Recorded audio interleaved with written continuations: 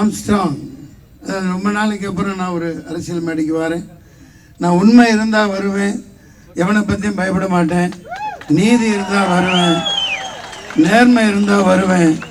யாருமே என்னை இங்கே அழைக்கலை, தம்பி என்னை அழைக்கலை. இதுக்கெல்லாம் அழைப்பு விடுத்து வர விஷயம் இல்லை.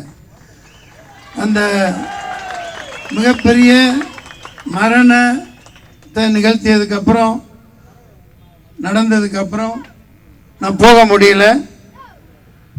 ஆனால் அதுக்கப்புறம் இந்த வலைதளங்களில் அவருடைய பேச்சுக்கள் கேட்டு நான் அதிர்ச்சியானேன்.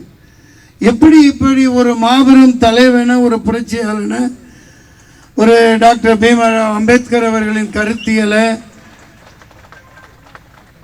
அயோத்திதாச பண்டிதர் நூற்றாண்டுகளுக்கு முன்னாடியே எவ்வளவு சாதனைகள் செஞ்சுருக்காங்க, அதெல்லாம் எடுத்து சொல்லக்கூடிய, சகோதரத்துவத்தை போதிக்கிற பேசுகிற அந்த வலைதளங்களில் பார்த்துட்டு நான் உண்மையிலேயே ரொம்ப அதிர்ச்சியானேன். நான் ரொம்ப வெட்கி தலகுனியறேன். எப்படி நான் போகிற வழியில் எங்கேயோ எப்பயோ ஒரு தடவை அரசியல் இருக்கையில் பார்த்துருக்கேன், ஒரு வார்த்தை பரிமாறி பேசியிருக்கேன்னு நினைக்கிறேன் தொலைபேசியில். எனக்கு பழக்கமே இல்லை. இப்படி ஒரு உன்னதமான கருத்தியலை எடுத்துக்கிட்டு எல்லாத்துக்கும் இந்த ஆளுங்கட்சியினருக்கு தொடர்ந்து உங்களை வாக்கு வங்கிகளாக பயன்படுத்திக்கிட்டு இருக்கிற கைமைத்தனத்தை எடுத்து சொல்லி மிக பயங்கரமான உன்னத நிலையில் கொண்டு வந்துக்கிட்டு இருந்த ஒருத்தரை திட்டமிட்டு தான் அரசியல் படுகொலை இது நடத்தப்பட்டிருக்குங்கிறது ரொம்ப உண்மையாக தெரியுது, வெளிப்படையாக தெரியுது.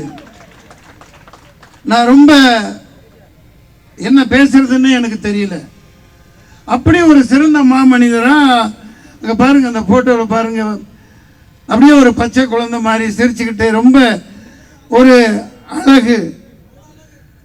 அதாவது இன்னைக்கு எனக்கு எப்படி இழந்துட்டோம், இவ்வளோ பெரிய ஒரு கொடுமைக்கு அதை எவனுங்க வெட்டணுங்களுக்கு எப்படி மனசு வந்ததுன்னு தெரியல. நான் ஒரே ஒரு விஷயத்தை இங்கே வெளிப்படையாக சொல்கிறேன், எல்லா ஊடகங்களும் நோட் பண்ணிக்கிங்க.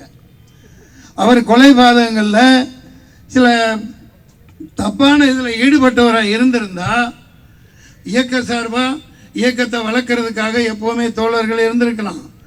அந்த குறிப்பிட்ட நாள் யாருமே இல்லையே அவர் பக்கத்தில், 2-3 பேருக்கு மேலே இல்லையே. அவர் அந்த குறிப்பிட்ட நாளில் தப்பு பண்ணவராக இருந்திருந்தா ஒரு 40-50 பேர் சுத்தியில் நின்றுக்கணும். இது ஏன் கேட்க மாட்டேங்கிறீங்க? எல்லாம் ரொம்ப சாதாரணமாக இருந்திருக்காரு. ஒரு 2-3 பேர் கூட இருந்திருக்க மாட்டாங்க. இல்லை, ஒரு கட்டடம் கட்டுறாரு, இப்போ நானும் கட்டுறேன்னா யாருக்கு போய் பார்க்குறாங்க. இந்த அடிப்படையில் ரொம்ப எளிமையாக இருந்திருக்காரு.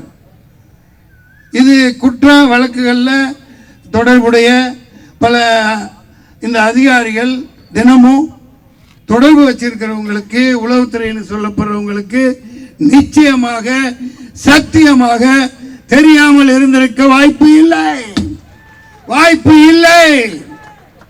ஏன்னா இவர் அடிப்படை குற்ற பின்னணியோடு அப்படி ஒரு கொலைபாதகம் செஞ்சவராக இருந்திருந்தா எத்தனை பேரை பக்கத்தில் நிற்க வச்சிருக்கலாமா இல்லையா? ஒரு 49 பேர் புல்வாமாவில் எப்படி திட்டமிட்டு உள்ள அனுப்பிச்சு படுகொலை பண்ணி ஜெயிச்சாங்களோ, எப்படி ஜெயலலிதா அம்மாவை திட்டமிட்டு போட்டு தள்ளினாங்களோ, எப்படி மகாத்மா காந்தியை போட்டு தள்ளினாங்களோ, அப்படி படுபாவிங்க இவர் இருந்திருந்தால் நிச்சயமா அரசியல் தமிழகத்தில் மாத்திருப்பார், ஆணித்தரப்பா மாத்திருப்பார். இருந்திருந்தா இல்ல, இப்ப மாத்துவார், ஆம்ஸ்ட்ராங் மாத்துவார், எவனாலே மறுக்க முடியாது. அங்க ஒரே ஒற்றை புள்ளியில நில்லுங்க, ஜெயபீம், அவ்வளவுதான் சொல்ல முடியும். வாழ்க வெல்க தம்பி ஆம்ஸ்ட்ராங் அவர்களுக்கு என்னுடைய ஆழ்ந்த இரங்கல்கள். ஈடு செய்ய முடியாத சகோதரர். என் வாழ்நாளில் அவரோட பார்த்து பேசி பழகாமல் போயிட்டேன்னு ரொம்ப வருத்தப்படுறேன். இந்த வாய்ப்பை கொடுத்த அனைவருக்கும் நன்றி. அவருடைய ஆன்மா நிச்சயமாக தமிழகத்தில் அவரோட இடத்தை, அரசியலில் ஒரு மிகப்பெரிய தாக்கத்தை, இந்த நாட்டை ஆளுகிற ஒரு உருவாக்கத்தை நிச்சயமா அவர் உருவாக்கும்.